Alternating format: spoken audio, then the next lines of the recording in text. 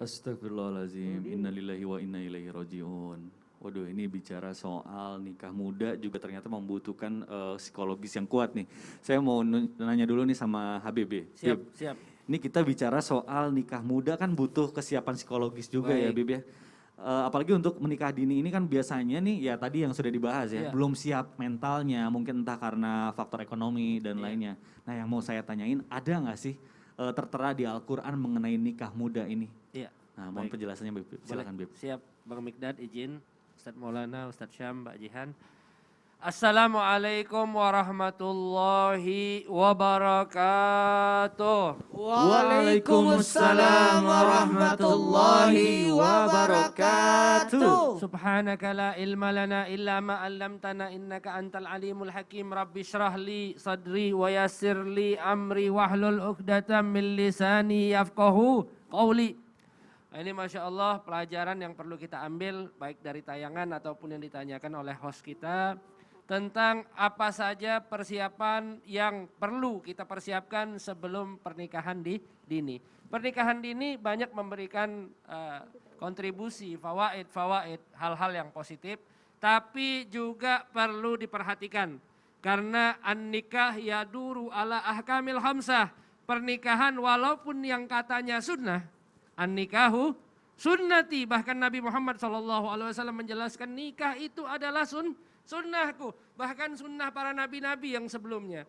Tapi kok bisa nikah akhirnya menjadi hal yang haram? Bisa, kenapa? Karena menciptakan dharar. Apa dharar? Mudarat bagi yang dinikahi. Nah ini para alim ulama juga mengambil diantaranya qaidul fiqhiyah, la dharara wala dhirar. Tapi subhanallah jika terjadi misalnya pernikahan terhadap seseorang seperti pernikahan yang kita saksikan di video tadi itu, bahwa orang yang menikah yang belum siap akhirnya mohon maaf saya pinjam kalimat ini berhubungan badan berhubungan suami istri. Dia belum siap pasangannya ini sehingga hal tersebut menjadi haram. Nah, ada nggak contoh-contoh pernikahan dari baginda Nabi besar Muhammad SAW? Ada. Rasulullah SAW menikahi Aisyah yang masih usia belia. Tapi subhanallah kondisi ini adalah kondisi yang situasional. Yang ibaratnya tergantung bagaimana keadaan di waktu itu. Mungkin umur 9, umur 11, beberapa riwayat mengatakan Rasulullah menikahi Aisyah di umur 9, beberapa riwayat menyebutkan di umur 11 tahun dan lain sebagainya.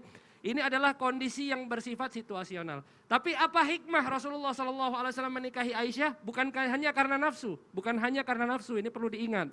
Bahwa Nabi Muhammad SAW ingin mencetak muallimah bagi umatnya, baginda Nabi besar Muhammad SAW. Sekarang kita banyak mendapatkan ilmu dari siapa riwayat hadisnya?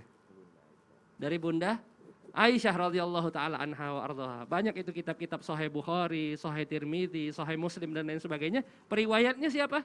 Aisyah radhiyallahu anha wa ardhaha.